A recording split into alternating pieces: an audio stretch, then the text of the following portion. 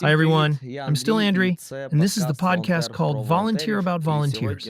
And today we have an outstanding person in our studio.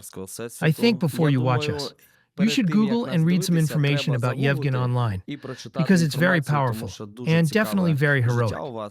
Okay, Yevgen, tell us about yourself, please. Well, what can I say about myself? I'm not very fond of talking about myself, to be honest. I believe so, but it is the place where you will have to. Perhaps it's better if I tell a few stories that happened to me, instead of how much things I did, or how many I evacuated, or how many I fed, or whom I saved. I would prefer to avoid the self-presentations if possible. But wait, can I interrupt you right away? I scold all the volunteers, I scold them a lot because, come on, no, you have to tell about yourself. Because not everyone knows about you. People are like, yeah, but I'm seeing you for the first time, and I don't know who Yevgen is, and I need a little bit of dry information, and then you can tell me stories about everything, all right? Well, to start with what I was doing, briefly, like a general information. I was a trainer before the full-scale invasion. I trained people, children, prepared them for competitions. Once I was even a coach of the national wrestling team of Thailand when I lived there. There was also a period in my life when I was a head of a rescue team on a cruise ship. I worked, saving people. Okay, we have stories for 3 more podcasts, as I can see. I mean, your life seems very interesting. That's just a quick summary. And yeah, there was a lot of interesting periods in my life before full-scale invasion happened. When it all started in 2022, around March 3rd, I was supposed to be working on a cruise ship, but it didn't happen the way it was supposed to. Some people say that it's good that it happened the way it did. Maybe. I don't know. Well, I guess it is, because if I would have been on the voyage, then, well, it would have been hard for me to understand what was happening with my hometown if I were somewhere else. You are from Mariupol. Yes, I am. And I was born there. I spent most of my life there, and I have a lot of my soul and my memories connected to Mariupol. Also, there were a lot of my friends, and unfortunately, some of them are no longer with us. And there were a lot of my students as well, whom I trained. And I had a very good, very promising boy. His name is Surik. In the 3 years we've been competing at different levels, in the regional or at national championships, and he has never lost. He is a very talented and persistent guy. As I said, very promising. And we have guys from Ukraine who are now fighting in the UFC, in some of the leading leagues. They knew him, and everyone predicted a great future for him. They was convinced that he would be a great UFC fighter. So, well, he was a rising star, an outstanding athlete and fighter, 100% outstanding. He also became a medical student. He wanted to be a dentist, but a mine hit his yard when he came out of the basement, and he is no longer with us. There are many such stories, and it was all happened in Mariupol, as they say, by the will of fate. Well, the city government completely failed, the bombing shelter's topic, but they told that we are the fortress and we have everything. That days, our city mayor was acting like, very brave. But indeed, he was the first to leave the city. And then, being in Zaporizhzhia, he pretended to be in Mariupol, trying to reassure people there. And many didn't leave Mariupol because of that, of what he did from the basement at the Khortytsia hotel. He recorded a video like, all the services are working, everything is under control, our defenders are holding the defensive line.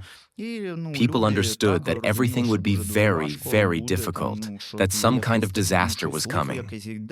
But he reassured them. I always give an example. For instance, in Dnipro, people looked up to the city administration and religious leaders. If they are here, then you can stay. So the Mariupol residents would probably have looked up to that too. But those leaders pretended they were in Mariupol, although they left in February, at the end of February. Well, to us, As a professional rescuer's phrase saying, saving drowning people is the business of the drowning people, so that we started to self-organize. How did you come together? Well, there was the owners of one of the gyms called TerraSport, Zhenya and Yulia Gasparovi. They started creating such a shelter because the active war actions was started. From around the Mariupol, they started bringing people to the shelter because the shelling had already started there. Entire streets were being flattened. We didn't realize it yet. We thought, well, it would be as bad as in the 14th year in the Skidney neighborhood. There was a shelling. A grad cassette was fired. Then a part of the market burned down. Parking lots were destroyed, and people were killed. But we did not think that it would be so large scale, that 80% of the city and more than 100,000 people would die in 3 months in this hell. During the entire wartime, starting from 2014 onwards, 3 to 4 times fewer people died throughout Ukraine than in Mariupol in 3 months. We witnessed all of this through Telegram channels. Imagine that every backyard and every garden has its own cemetery. The cemeteries are everywhere. Crosses. And so that the dead bodies wouldn't lie in the streets, people would open the manholes and drag them there, threw them in, so they wouldn't lie in the streets, because it was a lot of animals there. Those who didn't have any food or anything, they took pieces of those dead bodies for themselves. Yes, well, it was the reality of these days. A horrible reality, obviously. And it wasn't the unique stories. I saw that when there was the deoccupation of Lyman and Izyum. I was the very first who entered Izyum. I was a first volunteer arrived, with food and all sorts of goods for the local population. And I was driving there. You know, corpses were lying around everywhere. Yakuts were running through the groves. Tanks were burning. That's the story. And then, maybe 4 days later, Zelensky arrived there. And my guys joked, Jaka checked it out, everything seems to be fine. Now Zelensky can come. Green light, right? Well, yeah, it's funny. This was the situation in several settlements. In Lyman, we also delivered food by boat because there were crossings there. The militaries only used pontoon bridges to get there. There were corpses floating in the river, bloated. Dead cow here, a person there, a cat eating someone's face somewhere, and so on. Yeah, well, I saw a lot of that. I'm listening to this now, and I'm having a flashback to 2022, when we also drove there with the guys to help. To be honest, we haven't seen anything like this. We visited more accessible places, and I understand how you felt there. After Mariupol, when I went there, I entered such a place called Bakhmut. I was there as well. I was in Avdiivka, and I was the last of the volunteers to go there at all. It was in December of the 2023. Taras Timofeychuk and I went there together, and people came out from their basements and touched us to see if we were real or not. Why we did that?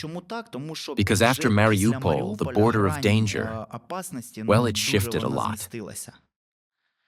And when do many of people feel like, whoa, it's very dangerous? Well, yes, it is dangerous. A regular Tuesday for you, right? It could be even a tense Saturday. But, for example, recently near Toretsk, I really didn't enjoy it when a drone was hunting us. You can imagine that. It is not a very pleasant time spending, so to say. Well, yeah, the left ear is plugged until now.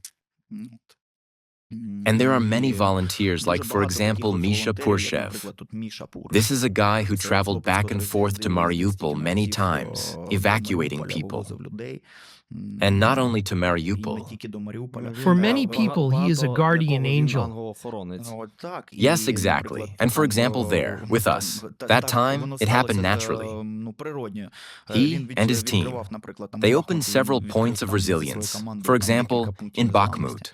And when things got really heated up, we still delivered food, some other goods, fuel for generators, fuel pellets, and other necessary items to keep people warm. There were a lot of clothes and medicines, food, hygiene, vitamins, etc. Then the same was in Avdiivka. The same story. You know, he opened this point of resilience. We went there, and that was the last time we visited. It was the last visit by volunteers. No one else visited there anymore. So, to give you an idea of the tension, we drove there in 2 cars. Mine was second, and the first was driven by the White Angels, who are the Donetsk Region Police, one of the very powerful evacuation teams. It is a police officers who don't just sit in an office, but get in and drive where it's really something needed, where it is a real need. True heroes and true service. And they have this armored security van. And I just have an old Mercedes Vito van.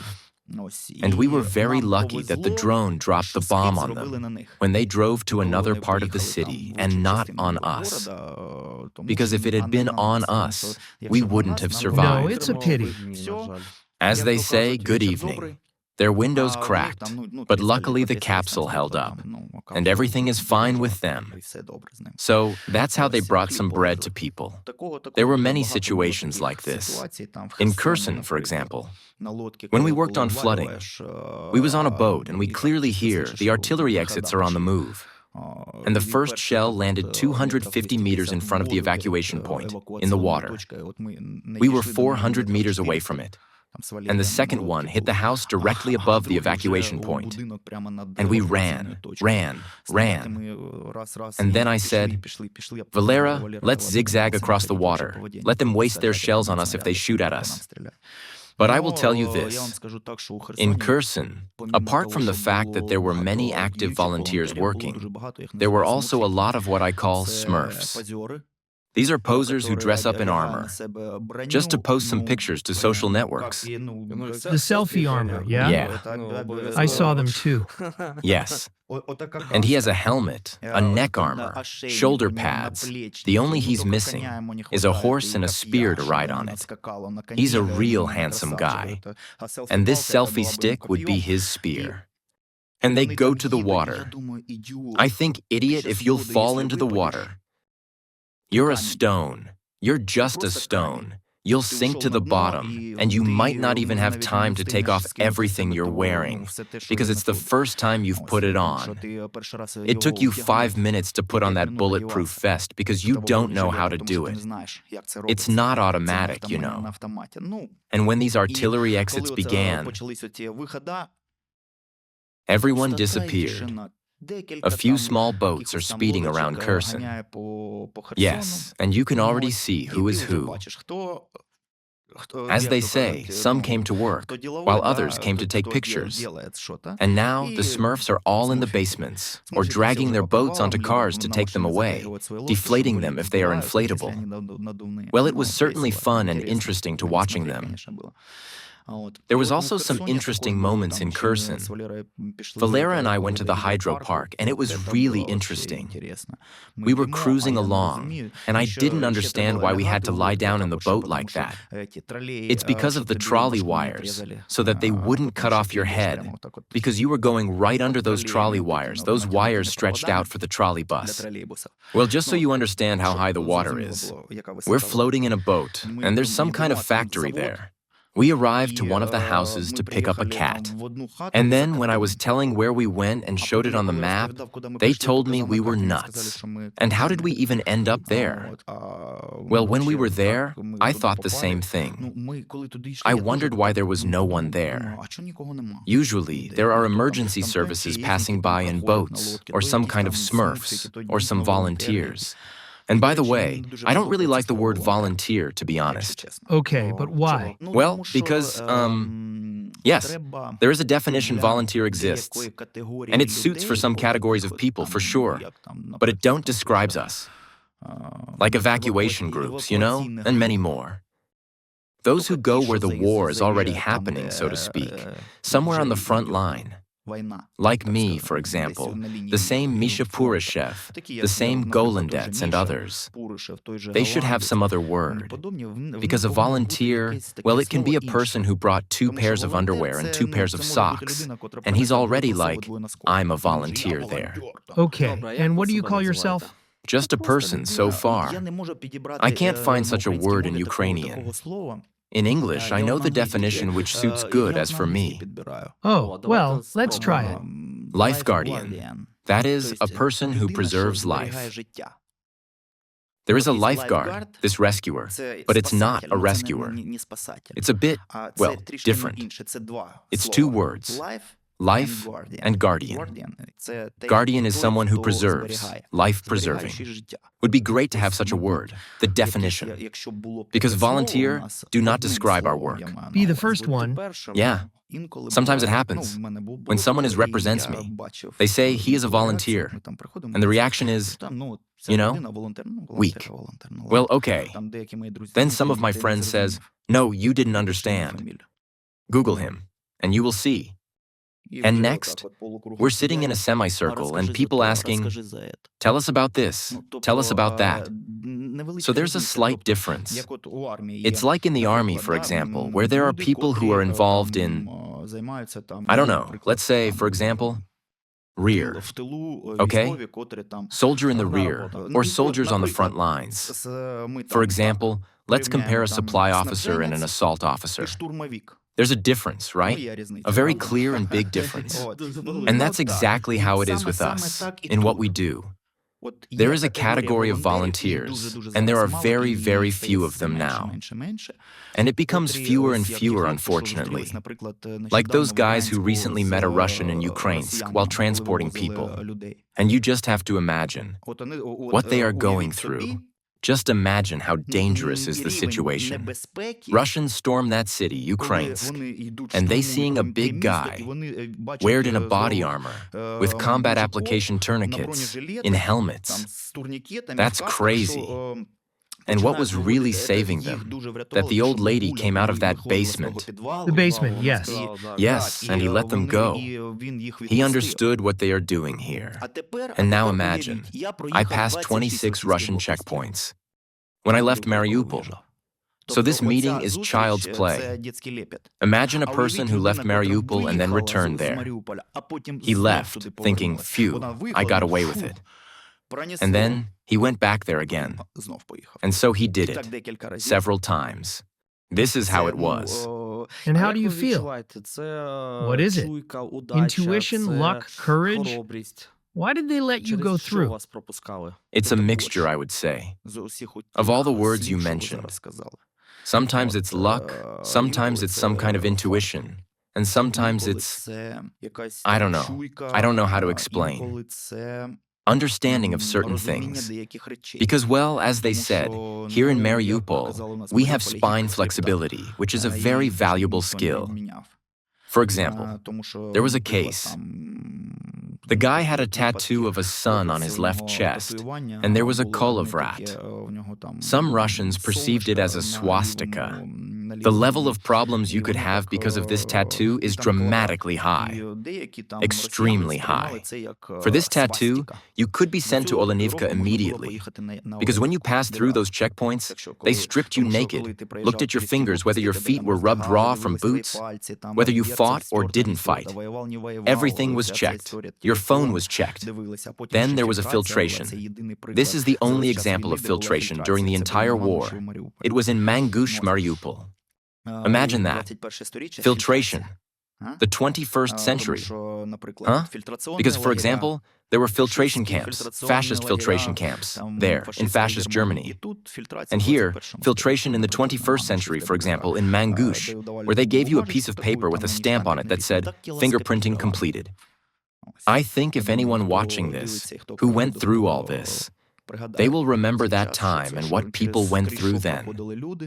And if one of the inspectors didn't like you, they could shoot you right in the nearest forest. Yes. And when the FSS arrived, they started developing this filtration system. They even had a lie detector, a polygraph or something like that. And they put you there and tested you with a polygraph. If you didn't pass it, they could shoot you in the leg to make you, well, be more truthful with them. Well, I'm not making this up. I'm telling you one of the stories that I know for sure. Again, these are the true stories. And when you realize that there are people who went through all of this, well, that's a bit different. You know, hard to define this as a volunteer. Now I understand what you mean. Yes. As you may see, it's a bit more than volunteering, I would say. And I am confident that our state has an obligation to those people who did such things. An obligation to give them some kind of special status so that they could have this difference. And of course, it would be great if, for example, such people were recognized with some kind of state award. Because if some people says, oh, it doesn't matter, it does matter. It matters. This way a person understands that here doing an important thing. It is impossible to leave this without recognition or acknowledgement. Truly fantastic work by these brave people. This is saving lives. If I were in another country, and I would organize something, the chance for 6,000 people to survive, for example, well, I think that would definitely be recognized by the state. A completely different attitude. Completely different. Can I ask you right away about this matter involving 6,000 people? Tell me a bit more. In more detail, if possible. You are talking about Mariupol, right? Yes, exactly. I mentioned the gym in Mariupol earlier. It was given to the shelter purpose by its owners. So people started to arrive to this shelter. It was quite big. In the basement, there were many rooms. It was a very large basement, and there were many big, huge sport rooms. So what is that?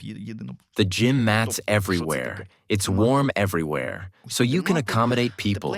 People can eat and sleep here. For the start, basic needs are covered. Somewhere there were a few rooms that weren't ready at all. They were set up as well because we took apart a few wrestling halls, brought in mats, and got them ready. But at some point, it became clear that this space would soon be not enough.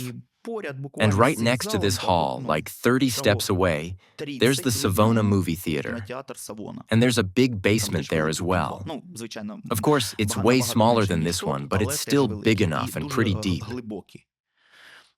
This one was built back in Soviet times. We started to set up that basement.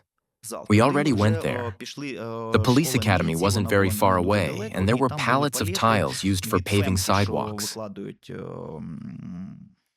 After the renovation work, there were a lot of wooden pallets left over. And in the basement was a pure concrete floor, just plain concrete, cold floor. So we used these pallets to completely cover the floor so that people could sleep warmer. It was Savona.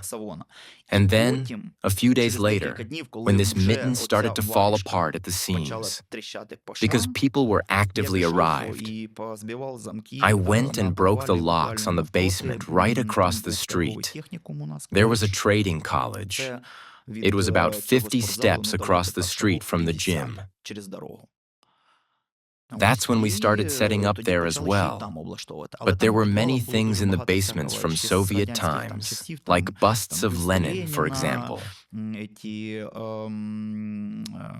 voting cabins, you know, like stretching canvas over a frame. That kind of a handmade booths, put the ballot box in there and voted. By the way, this was the first time that these voting booths really served the people in Ukraine. With an unexpected way, right? We turned them into outdoor toilets. Well, and these rooms were filled and filled with people. And somewhere in the middle of March, I guess. Yes, in mid-March, on this little island, an island of hope, if you can name it that, there were about 6,000 people. When the airstrikes began, they were non-stop, constant. And the scariest thing that time was the silence. In a war like this, the scariest thing is silence. Why?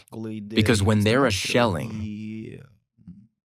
you realize that it didn't hit you, and then silence. That means they're probably changing the position for the next shelling, and it's not certain that another one won't hit you next time. Back then, there weren't any drones like that, but now they're such bastards. He's chasing you. Well, I felt like an animal being hunted several times, because when they shoot by artillery, for example, you know, the trajectory is like that, and it won't chase you. But this one do, and wants to blow up your ass. Well, something like that. Yeah.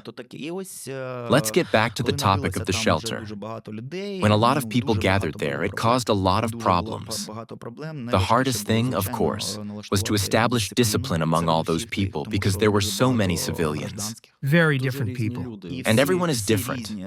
There was a woman who spent her whole life in a managerial position, as she says, and she is being bossed around, and her husband is always shy about that, and the whole family as well, and she sits, doing nothing, and trying to boss everyone around. Well, we had to get her back to reality, you know. She came to her senses, so she understood who is who, you know? As people say, she understood who paints the radish underground in this place. Well, because it can only be one captain on the ship. When there's a really big storm, he makes the decision. The captain won't gather the whole crew, saying, "All right, sailors, so what do you think about this? Because you are going to be crashed against the rock this way." So I am very grateful to the people who trusted me, and we came out of that storm. We came out of that storm. I can't say what happened to many of them afterwards, but while they were there, everyone was fed and, as far as possible, dressed. If someone there was sick and something happened, for example, there was rotavirus, well, damn it, it was. We tried to find some solutions because there were very few medicines. And there I was gathering. For example, you come and gather grandmothers. And I say, "And what folk remedies do you know for treating diarrhea?" They say, "Well, listen." And then they start listing like, "You can use this herb, that herb." But where are you going to find those herbs in the month of March? Of course. And one says, "We boiled pomegranate peel from the fruit." And I had a group of Azerbaijanis who traded those fruits. I approached them and said, "Listen, I know everything's been looted, but I know for sure something is hidden somewhere." And they walked away, discussed something, speaking their language, then returned and said, "Yes, let's go." Well, and then we found some medicine, and people created a queue, each with their own spoon, and drank this suspension so they wouldn't get diarrhea because the water had changed. It was very hard to find water, to store, and so on. And imagine, for that number of people, we had this thing like, we took water from wells and springs, and, of course, rotavirus spread. And you have dehydration from rotavirus, and you can remedy this dehydration from the cause of that rotavirus, from water, from the same thing that caused the rotavirus. And that's the vicious circle you have. And while people were getting used to it, it was necessary to find some kind of solution. Because I'm very sorry for such details, but no, it's a life. We have to speak about when this. father runs to a pediatrician, yes, and he runs to that pediatrician. And from the child, from the mouth, from the bottom, it's going boom everywhere. It's her child. Well, yes, and they are crying there, and everything, there are a lot of people in one room, you need to breathe, you need to wipe something with bleach somewhere, because, well, again, a lot of people, it's, well, if you imagine it, it's very difficult. And well, we lived like that for just under a month. We all lived together in one space, in that bomb shelter. Of course, the Kiev metro is more of a bomb shelter, but to live for a month with such a number of people in one place, and to arrange everything like this, to have water, food, medicines, a medical unit, a kitchen, well, security service. It's not so easy. It's like departments on a ship. I must honestly say I had such a parallel, like a cruise ship organization example. All services was there. And this way, we tried to survive. And if you want some examples of democracy in Ukraine, then I only see it in Mariupol in March. That was democracy. Honest, natural, that's what I'll call it, natural democracy. Yes, unfortunately, in such conditions. And for 3 days in our shelter, for example, the film crew of the movie 20 Days in Mariupol spent time. Mstislav Chernov, Yevhen Maloletka, Vasilisa Stepanenko. These are my friends. A very powerful movie. And there, in this film, there is also our shelter. Those who saw it, when mirrors are glued like that. I just brought 2 bags of tape, and we taped all the mirrors with squares, just for the case. Because it is a ruse for contact martial arts. Anyone who has practiced knows that shadowboxing is only done in front of a mirror. Yes, and this was the entire wall made of mirrors. They taped it up like that, taped it up so that if something broke, it would hold. We even joked that if it got into transport, it would only hold because they had taped it up, well, in the sense that they had taped it up with duct tape. Yes, and it was quite challenging. The hardest thing in that period was to get water. How many days were people held there? I didn't count the days, but it's a little less than a month, I guess. And what was happening in the final days? Did you understand that this is for long or not? No. 100%? No. We didn't really understand how long we would be sitting there. We didn't understand that because, for example, when people came to me from the other end of the city, there were cases where people were sitting in basements. And a woman has just given birth to a child there, and after 2 or 3 weeks, her milk dries up due to stress, and there is nowhere to get baby food. And there is fighting in the streets. She just can't do it. If you go out on the street, you'll be shot. So she sits and sits and sits, and in 2 or 3 days, the baby dies in her arms.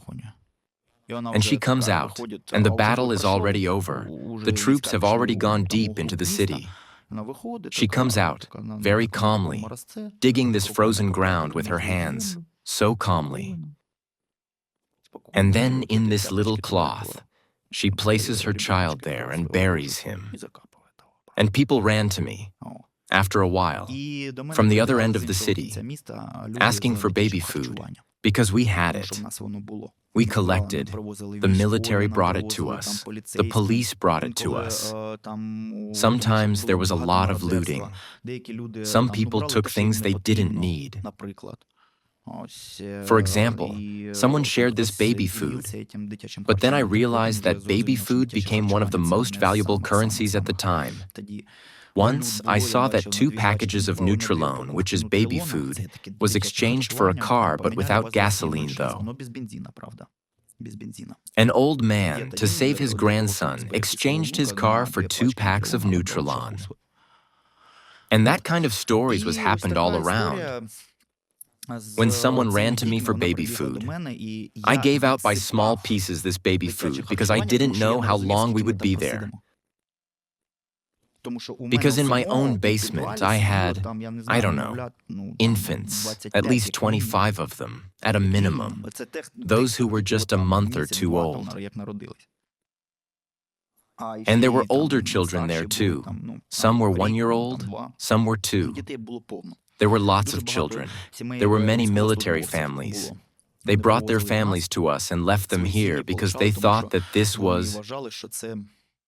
At that time, it was the safest place in Mariupol because we tried to provide it with everything we could. And there were people who went out every day, lit fires, regardless of whether there was shelling or not.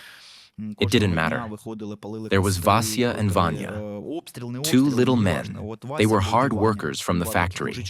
And whatever was flying there, shrapnel was falling there. That's it. He sat down like that, turned slightly towards the tree. And after that, he lights a fire because you can't tell your child in the morning, "Oh, sorry, we didn't boil water for you to eat," or something like that. And in this way, there were those. I remember I had an assistant there named Dima, and he weighed about 140 kilograms, and he stood at the entrance. The shelling began, and everyone started running in, and he was the biggest. He said, come in. He was the last to enter, and then the shelling ended, and that was it. And then he comes out and starts smoking a cigarette. And I turn to him. I say, well, how are you, Dimochka? I don't remember what we were talking about. I turn my head and see that he was wearing 3 jackets, and it was very difficult to find his size. And those 3 jackets were thin, and on one of them, burned, and stuck a hot splinter. Just like that, not with the tip, but with this part, it just stuck. I say, look, son, you were born today. It didn't hurt you, but it bounced somewhere off the ground and stuck to you while it was still hot. On your jackets, mate. Well, this is how it was. And so, well, Mariupol is a separate big and sad story. And on the September 29th, on our city day, the real city day, not the one we were told about during Soviet times, because that was the day of liberation from the German fascist invaders. They made it the city's day, but the real city's day is September 29th, because Potemkin allocated this land to the Greeks. And then the name Mariupol appeared. Before that, there was the Domaka fortress, there were Cossacks, and there were Paleolithic settlements. Thus, we cannot say that Mariupol was founded during the Paleolithic era, for example, right? So, September 29th. And yes, it's like, for me, previously it was just, a regular day. Everyone would go around, come to some drama performance, there was some concert or something. But now it's a very significant day for me. I think for many Mariupol residents as well, who are now scattered around the world. Do you remember your last day in Mariupol? Yes, of course. This was my first contact with Russian troops. It was a tank. I just saw them somewhere along the road, about 300 meters, maybe 500. But here, near our shelter on Troitska Street, the road was blocked with yellow buses. Well, if someone watched the film 20 Days in Mariupol, there's a scene where a tank is moving that bus. It was filmed from the school or something. From the hospital. Yes, exactly. And it moves that bus and continues on. That was the street I mentioned. And about 700 meters away, that same tank then came to us, right next to our shelter. He stood on one side, and on the other side was an APC. And there were the Sevastopol Marines who arrived said, well, they called out to whoever was in charge. I went out and talked to them. The first question they were asking, are there any Azov soldiers here? I say, well, go and take a look. There are only children, women, old people, just poor souls here. What Azov people? To them, an Azov member has to be 2 meters tall with a beard, covered in tattoos, and, I don't know, with blood flowing from infants, or their sucked-out eyes, or, I don't know, a necklace of ears, just as expected. And they said, well, then line up all the men. We will check them. And who should be checked there? It was some police officers came to me. Well, I understand everything. They came and said, I'm no longer a police officer. They were honest, so that I would understand who is who, because it was highly important for the security side. And what did I do? I told the entire security service that we had. As people say, they sent word by gypsy mail saying, come out and scatter. And people came out and began to scatter in different directions. There were a lot of people. And a group of Marines was maybe 15, maybe 20 men. And people are coming out. Grandfathers, grandmothers, children, families are coming out and dispersing in different directions. And those soldiers, they were stunned. No, well, they didn't think that there were so many people down there, that so many people could fit on that little patch of space, that so many people could settle down and live there. A lot of cars burned down, a lot of cars that are now very fashionable in Dnipro and Kyiv, those fancy ones.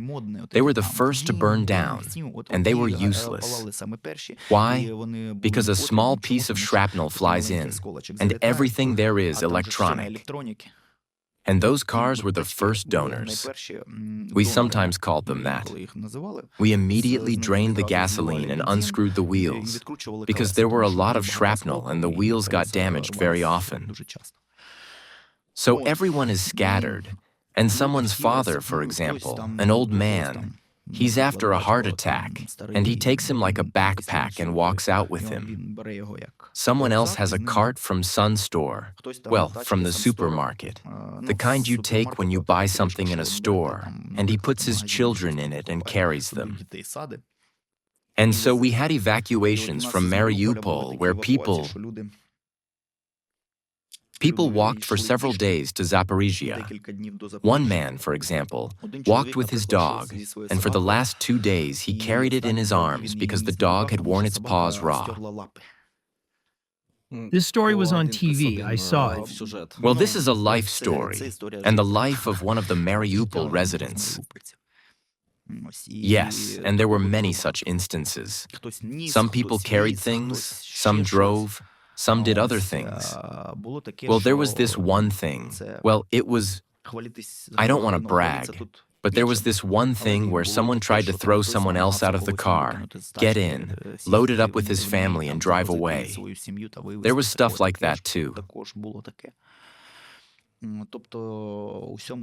In other words, all of that is very, very much like Mstislav Chernov's expression in 20 Days.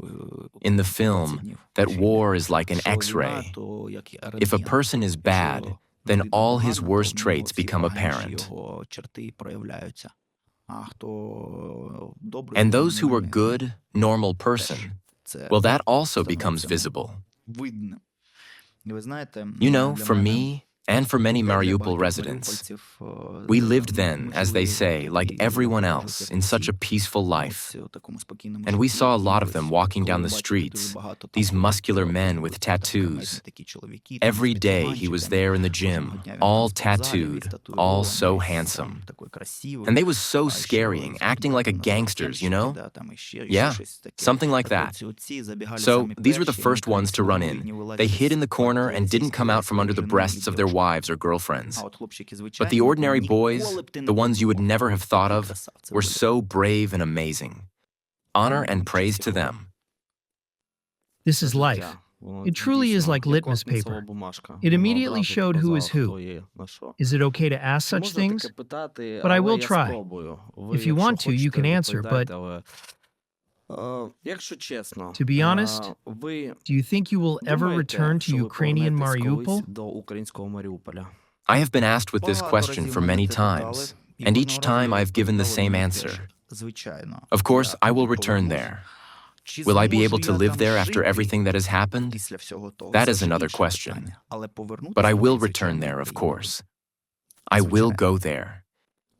Because, well, I was born there. There's the sea, where we used to go with the guys, with friends. We trained there. In Sartana, there were the best chebureks. No one makes them like that in Ukraine. And they weren't called chebureki, but churchiri, because they were so small. And when you throw them into oil, it makes a chi-chi sound or something like that. And everyone knows what iron is. But in Mariupol, it was called Aryan. And it was homemade ryazhenka with a crust on top. And it was everywhere, at the central market. Want a bun? When I was a little boy, I came for a bun or a piece of Napoleon or Rizhik or something like that. And there were grandmas there, aunts, who were cooking all this, and chebureki. All this was with a glass of Aryan. Mariupol was such a special place with such a special mentality and temperament. It was an industrial city. And we had a lot of people like that. That's how our people were. I've been to your city. We had a pretty tough rules. For something that, well, somewhere in Ukraine, for example, in the center or in the west, could be considered as a joke, here we could have our ears cut off, literally. That's how it was. Well, what can you do? It's a hard worker's city. This is not the side. I know Mariupol. No, look, I'm not saying that it's bad, because in our society, people are not used to being held accountable for their words, you know? Yes, words worth nothing. Yes, but back then, people were different, and times were different.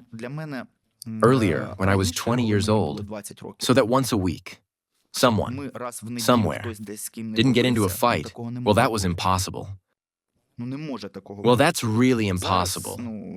Now, well, I see cowards, but among those people who lived through it, there were guys like that in Kharkiv because, well, they fought once a week, and there were guys like that in Dnipro as well. And now there is this fighting layer. Well, they are in the age of 50 to, let's say, to 28 years old. Well, that's the strength of our army. These are the people who grew up with those, let's say, based on those convictions, on that understanding of life. Do you keep in touch with anyone, or do you have a group of Mariupol activists, volunteers?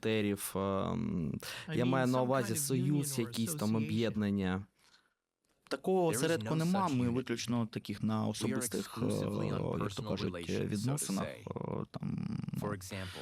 Наприклад, багато хто з тих волонтерів, хто були волонтерами, вони відійшли від цих справ. Ось хтось там пішов в армію, хтось зовсім left the country, for example. They stopped doing all that because, well, they are exhausted. They have to feed their families somehow. They can't manage to do both. There are many different cases. Someone, for example, is used to giving themselves entirely to a certain thing, and that's it.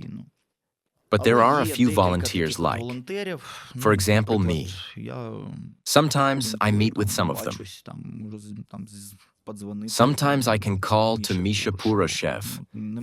I can't say that we're friends, but He's also from Mariupol? Yes, he is from Mariupol. But yes, I am in contact with him. If you are asking about volunteers specifically, sometimes Askold Kvyatkovsky is in contact with me. They were also evacuation groups. They are chaplains. Now they are from the church. There were a lot of them in Mariupol, a lot of guys. They were captured as they were, suspected of betraying Russian positions and other stuff like that, when they were transporting people. Several of them from churches who were riding were killed at checkpoints. Even things like that happened. Some people are missing, and their whereabouts are still unknown. I think that right now, among those who working in the very hottest spots, volunteers from Mariupol, well, maybe Misha with his group, me, and maybe somewhere someone else, but, well, those who are really, Truly motivated.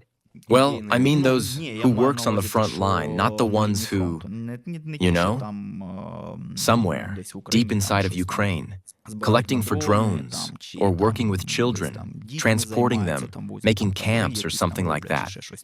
No, I mean, well, those who are in the hottest spots, in the hottest areas. Well, yes, probably from Mariupol. That's it, I guess. Well, if I'm wrong, I apologize to everyone who will see this. If I forgot someone and they are still out there, let them write to you from the front lines, and I can even record a separate video saying, "What a marvelous guy." Also, I have friends from Mariupol who still remember me, there in Mariupol. When I start fundraising for some purpose, well, lately it's been mostly for fuel because it's such an expense. You're constantly driving, constantly needing something. If, of course, as I already said, there was a state evacuation service, which would have provided, for example, armored vehicles, fuel, etc. If all of this had been provided, there would have been far fewer failures in the evacuation. And we know that now it has been done and it has been published. The FBI has conducted such research that Ukraine is now stagnating. Well, a stagnating nation in terms of demographics. We're even losing out to African countries. Their birth rate is at a higher level than we have here in Ukraine. I understand that the state is, first and foremost, the people. Yes, land is very important. We live on land. It is our resource. It is everything. But if there are no people, then it is just empty territory. It is a desert. Look, there is a lot of territory like that, but no one lives there. There is the Sahara Desert. Who does it belong to? No one. Because there is no one there. And well, when people, you give high-level assessments, for example, that the front line is moving there. It will be very difficult to hold it there. And those same civilians will get in the way of the militaries. Get them out of there. These are your people. They are the state's resource. These are taxes. There are many, many other things. But, well, sometimes I look at how the state treats evacuation measures and... Well, I have. Let's put it gently. Some questions. Yes, well, something like that. Unfortunately, yes, we don't have a centralized evacuation system. It's like someone says, "We'll try this, we went there once." The guys tell me, "We want to go." They went and then said, "Oh, no, they shot our fuel tank. No, we won't go anymore." Well, because for them, it was like an action tour. It was like some kind of adventure for them. They got an adrenaline rush. They returned to their more or less peaceful city. And within their circle of communication, they are somewhat like, "Yeah, I was. I was in Kherson." Yes, on the sign where it says Kherson. With these heroical backpacks, with the body armor. Yes. Well, as in this song, I chew tanks like Barbary. So, and, well, that's happened often, unfortunately. These are not a good side of people. Well, yeah. Sometimes I think, well, I'll be honest with you. Sometimes when I see how they support displaced people, for example, from Mariupol, and that now, for example, housing, you have to prove that your house is destroyed. But how do I prove it if I'm from Mariupol, Bakhmut, or Avdiivka? How? Yeah. There are already several factors: photos, videos, and witnesses. It's a very, very interesting combination. I mean, it's like they sent you away, but not with swear words, right? Sometimes you're just sitting there thinking, well, maybe for those, for the state, it would be better if we all perished in Mariupol, And then you could run to Europe and shout, "Help!" And how bad the Russians are talking about all this. Look, they killed 500,000 people in one city. Well, people left. But why? Where? Leave. Take 2,000 hryvnias. Damn 2,000 hryvnias. 50 euros. When I tell people from Europe that we were given 50 euros a month as assistance for displaced persons, and that's it, they laugh and say, "Are you kidding? It's a joke?" I say, no. Yes, of course, at the beginning, when these funds were given, we thought it was just the start of state assistance for the displaced people. But when I see in many large cities new buildings, and yes, I understand that the owners of these new buildings might shoot me just for the heretical thought that I will now allow.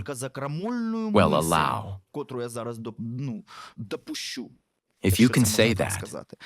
A company is building 4 blocks, high-rise buildings. They're 30-floor high. Why doesn't the state do it so that 3, for example? Okay. This is yours. And 1 is nationalization and distribution to the displaced, specifically to the displaced people, and primarily to those who are elderly, for example. Because if a person is 70 years old and has a pension of, for example, 3,000 hryvnias. What? Sorry, what is this person supposed to do? To, for example, pay rent? What should they do to eat? And at such an age, they also need medication.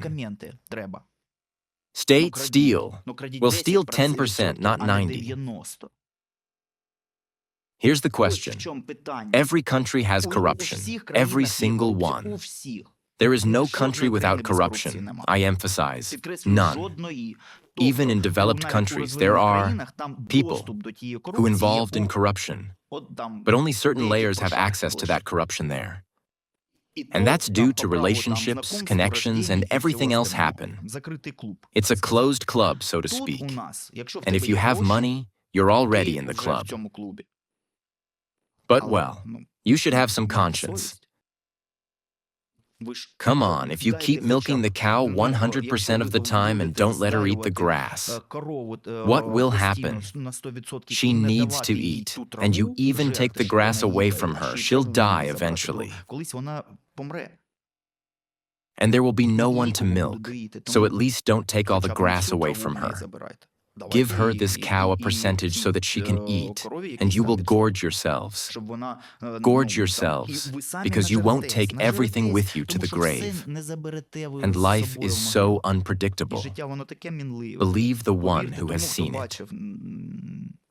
More than once, how life just disappears like that. And taking a life is a moment, but growing it, nurturing it, and making something worthy come of it, as people say.